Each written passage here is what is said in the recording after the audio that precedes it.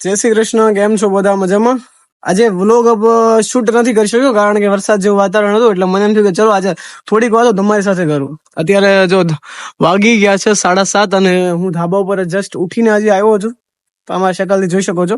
કારણ કે છે ને બહુ થાકી ગયો હતો, થોડું કામ હતું, એટલે થોડોક તબિયત અને થોડીક વીક હતી, એટલા માટે થોડોક સુઈ ગયો હતો. જાગ્યો ને પછી ઉપર ધાબા ઉપર આવ્યો. મને એમ થયું કે ચલો આજે એક વ્લોગ અપલોડ કરીએ, પણ આ વ્લોગ જસ્ટ મારા માટે છે, એટલે કે મારી લાઈફ વિશે છે. તો તમને ખબર જ છે મારું નામ શું છે. ઇન્સ્ટામાં મિસ્ટર કાઠિયાવાડી કહેવાય છે, અને જીવ પણ કહી શકો છો. અને મારું નામ છે મિલન ખોરાસિયા. બસ એક નાનું કુટુંબ છે, નાનું ગામડું છે, અને અત્યારે એક અમદાવાદ જેવા મોટા શહેરમાં આવીને કોલેજ કરું છું. મારા માટે અમદાવાદ એક સાવ નવું શહેર છે, કારણ કે હું ક્યારે ઘરની બહાર નહીં નીકળ્યો.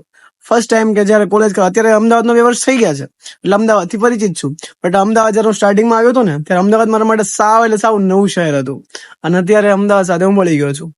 અને વધુમાં કહું તો યાર, પપ્પા, મમ્મી, ભાઈ, બેન અને એક ભાભી છે.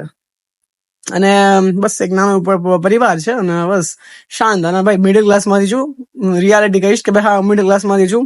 પપ્પા એ છે ને એના મીન્સ મારા જયારે મારું નાનપણ હતું ને, ત્યારે પપ્પા મમ્મીએ બહુ જ મજૂરી કરી છે. એ મજૂરી મને ખબર છે કેટલી બધી મજૂરી કરી છે. બહુ બધા મજૂરી કામ કર્યા છે, અને બહુ બધું સ્ટ્રગલ કર્યું છે. અત્યારે બી સ્ટ્રગલ ચાલુ જ છે, એવું નથી. બટ હા, આજે હતું એમ રિયાલિટી કઈ દીધી છે. અને બધાને એમ વિચારતા હશે કે ભાઈ આ તો આની પાસે આઈફોન છે અને આમ ને બધું. ના યાર, આઈફોન પણ હપ્તા પણ જાતે ભરું છું, ફાઉન્ડેશન પણ જાતે ચલાવું છું.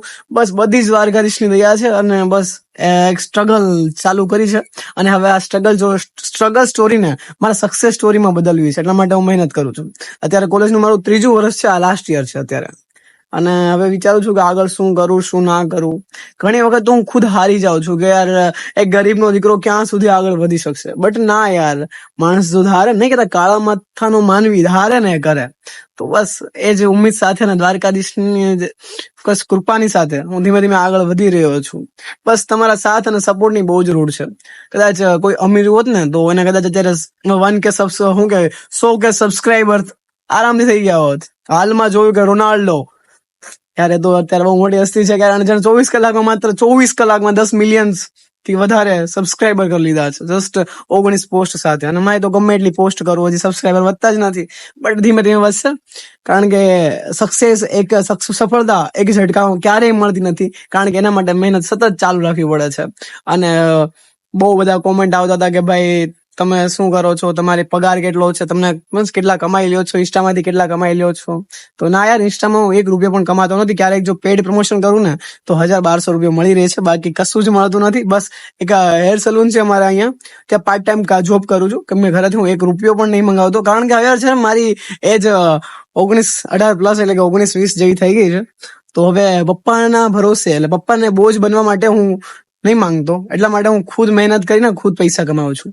કારણ કે નહીં કહેતા કે 18 પછી જો બાપના પૈસા લીલા કરશો ને, તો આખી જિંદગી બાપના પૈસા લીલા કરશો. એનાથી બેટર છે કે પોતાના પૈસા લીલા કરો. કારણ કે પોતાના પૈસાથી જો તમે બાપને જીવતા શીખવાડ દેશો ને, તો બાપ માટે સૌથી મોટામાં મોટી ગિફ્ટ હશે. કારણ કે બાપ એ જ ઈચ્છે છે કે મારો છોકરો મોટો થઈને કંઈક કમાતો થાય. બટ અત્યારના છોકરાઓ યાર બસ બાપના પૈસા લીલા કરે છે. બટ હવે એની ચોઈસ છે. બટ મને એ શોખ નથી. મને તો બસ એ જ છે કે મારા પૈસે મારા પપ્પા લીલા કરે. અને અત્યારે તમે જોઈ શકો છો કે હું મારા ખુદના પૈસે જ બધું આ કરી રહ્યો છું. હા, પપ્પાનો સપોર્ટ બહુ બધો છે, બટ સપોર્ટ એટલો બધું નહીં લેવાનો કે પપ્પા ઝૂકી જાય. એટલા માટે હું ખુદ મહેનત કરું છું અને ખુદ જ બધી સ્ટ્રગલ કરું છું. અત્યારે હું રૂમ રાખીને રહું છું. રૂમમાં કેટલા છોકરાઓ છે ખબર? 4 છોકરાઓ છે. બસ સુવામાં ક્યારેક પ્રોબ્લેમ આવી શકે છે. અત્યારે છે ને એક સૌથી મોટામાં મોટી મારે પ્રોબ્લેમ હું ફેસ કરું છું, કારણ કે અત્યારે એવું છે કે નીચે ગટર લાઈન મામલામાં પાણી જે લાઈનમાં છે ને એમાં કંઈક પ્રોબ્લેમ આવી ગઈ છે, જેના કારણે પાણી બહુ જ ગંદુ આવે છે. સાચું કહું તો સવારનો નાયો નથી. આ રિયાલિટી છે, કારણ કે સર ગંદુ પાણી છે ને મને નાવું નહીં ગમતું. એટલા માટે હવે 2-3 દિવસ આ પ્રોબ્લેમ ચાલશે ને, આ ઇસ્યુ જ્યાં સુધી ખતમ નહીં થાય ને ત્યાં સુધી ઠીકથી પાણી પણ અત્યારે નહીં મળતું. કારણ કે છે એક નાના એરિયામાં રહું છું. આ એરિયામાં તમે જોઈ શકો છો અત્યારે આ મતલબ સિમ્પલ એરિયો છે, બહુ ફેમસ એરિયો નથી. બસ રહું છું અત્યારે તો. અને બસ ક્યારે તમને ખબર, મારા પપ્પા મમ્મી જોડે છે ને હું દિવસમાં માત્ર 1 થી 2 વખત જ વાત કરું છું, કારણ કે યાર કામ જ એટલા બધા હોય છે ને. સવારમાં ઉઠીને સીધું ફ્રેશ થઈને સીધો કોલેજ જાઉં, ફાઉન્ડેશન માટે છોકરાઓને જમાડવા જાઉં, પ્લસ હું દુકાને કામ કરવા જાઉં. એટલે મમ્મી પપ્પા સાથે પણ વાત ઠીક કરી નથી શકતો. બધાને એમ લાગતું છે કે યાર રિપ્લાય નથી આપતું, આમ છે. ના યાર, એવું નથી યાર, કેમ કે મારી લાઈફમાં બહુ બધી પ્રોબ્લેમ ચાલતી હોય છે, કારણ કે હું મિડલ ક્લાસ ફેમિલીનું છું ને એટલા માટે. જો મારા પપ્પા પાસેથી પૈસા આવતા હોત, મારી પાસે બહુ અઢળક રૂપિયો હોત, તો મારે કશું કામ કરવાની જરૂર પણ નહોતી. હું આખો દિવસ ફોનમાં પડ્યો રહું, ચાલે. બટ ના યાર, મારી લાઈફ આવી અત્યારે નથી. મારી લાઈફ અત્યારે સ્ટ્રગલ સાથે છે, અને હું બસ સ્ટ્રગલમાં પણ હું એન્જોય કરતો અને દ્વારકાધીશના ભરોસે બધું ચાલતું જાય છે. એટલે કઈ ટેન્શન છે નહીં. બસ હું તમારી પાસે બહુ વધુ અપેક્ષા નહીં રાખતો. બસ આટલું કહીશ કે બસ આ નાના માણસને થોડોક સપોર્ટ કરતા રહેજો.